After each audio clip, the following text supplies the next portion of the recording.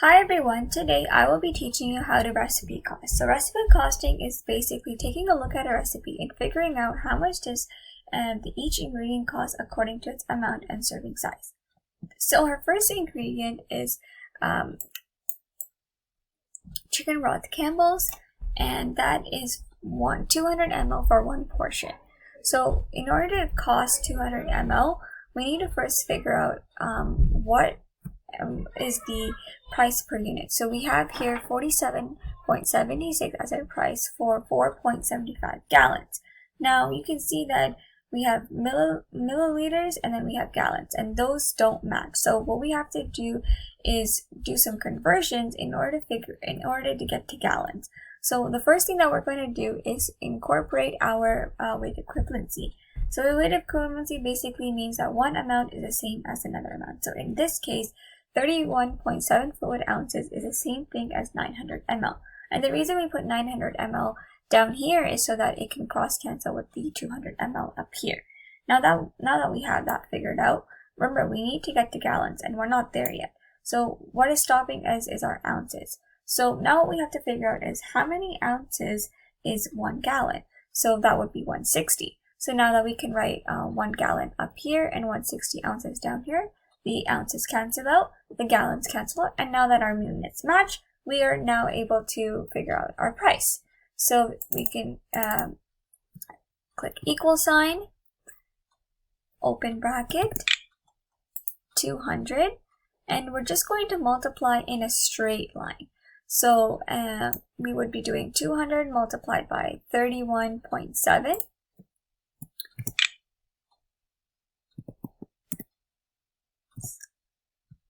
Oops, there we go. And then we're going to divide in a straight line. So that would be divided by 900 and divide that by, divide by 900 divided by 160. Close bracket.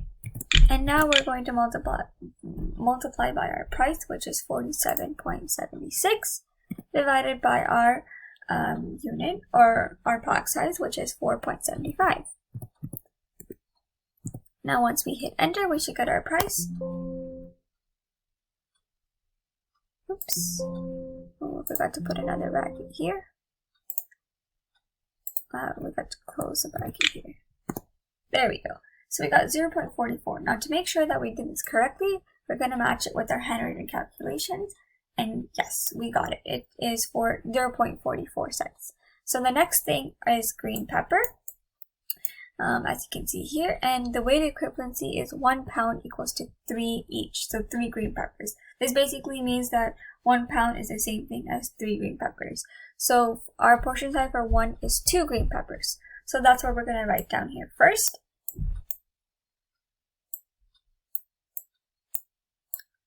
2 peppers multiplied by 1 pound over 3 peppers. So we put the 3 peppers down to make sure that we can cancel out the peppers.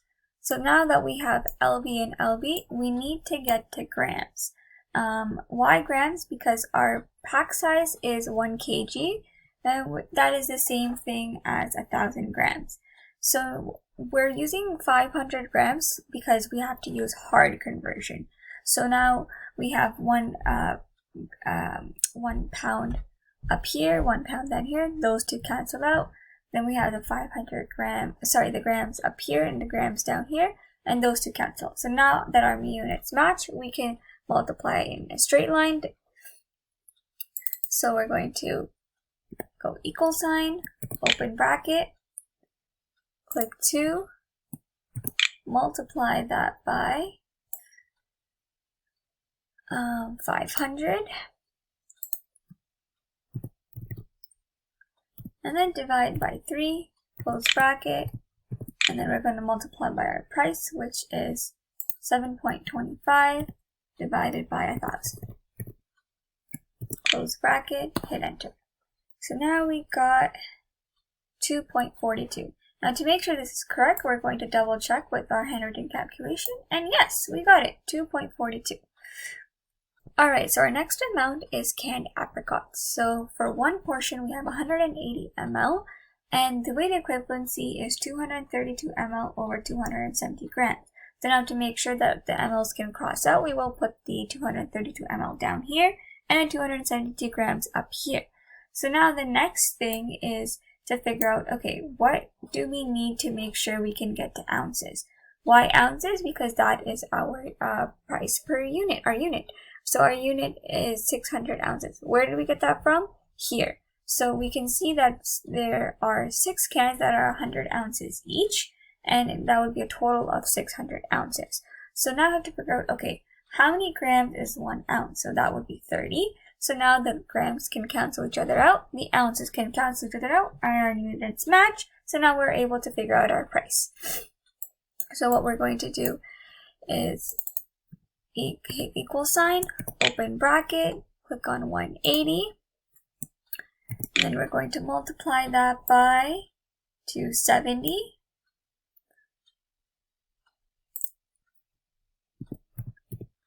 And then we're going to divide that by 232 and divide it once again by 30.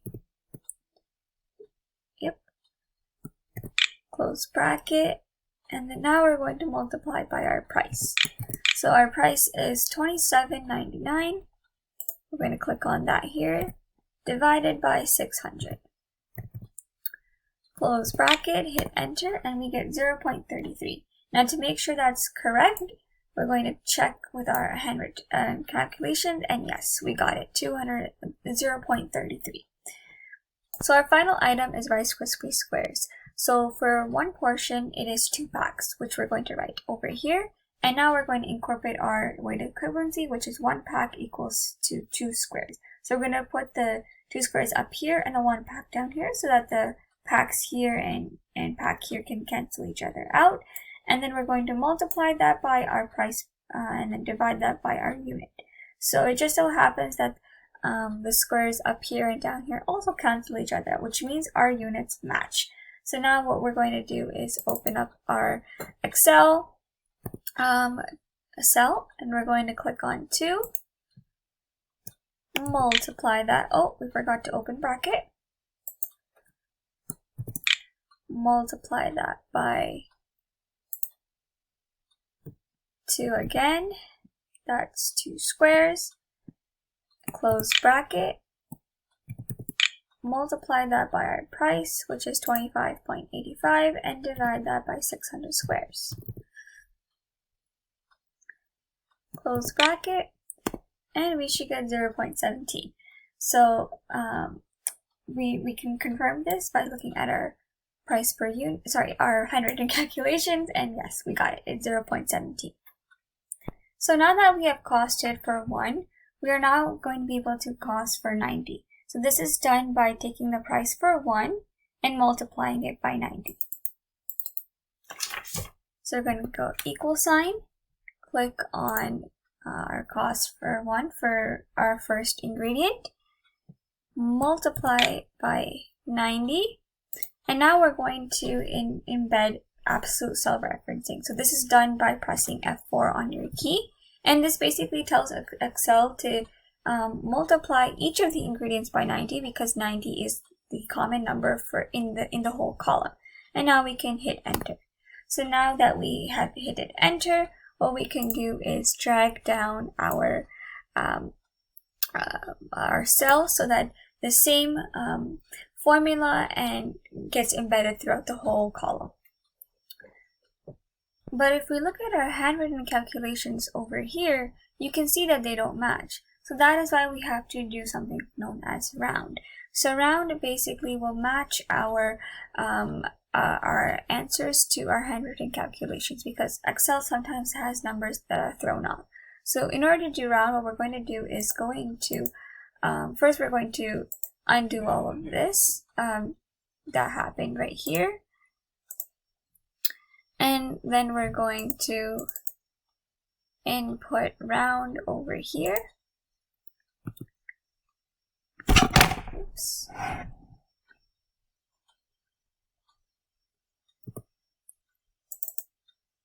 And then we're going to open bracket,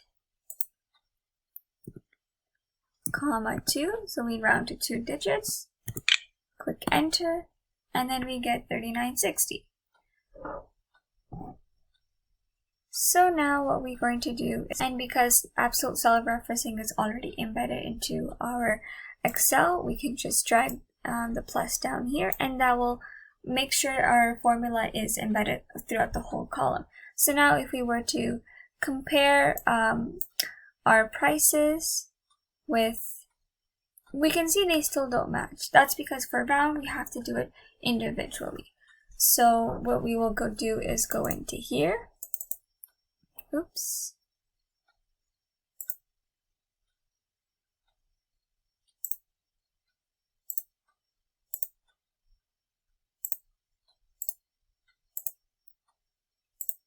One second.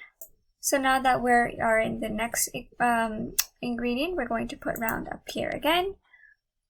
So I'm just going to go RO, double click on round, open bracket, comma 2, close bracket, enter, and we get 217.80 matches. Same thing for the next one. We got to make sure we do it for each of them. So round, oops,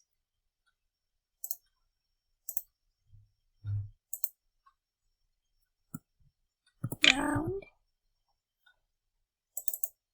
open bracket,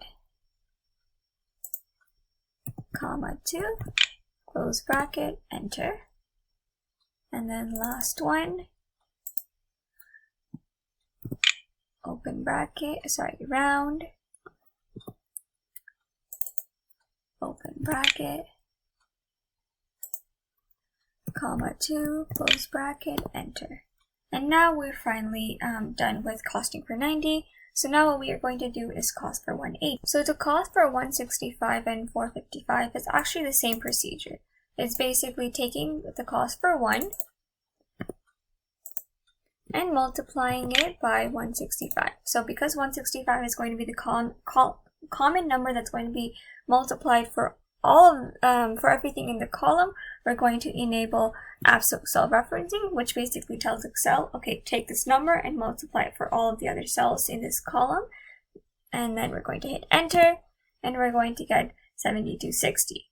And then we're just going to drag this down. So now we can see that these numbers match with our handwritten calculations, and now we can move on to 455.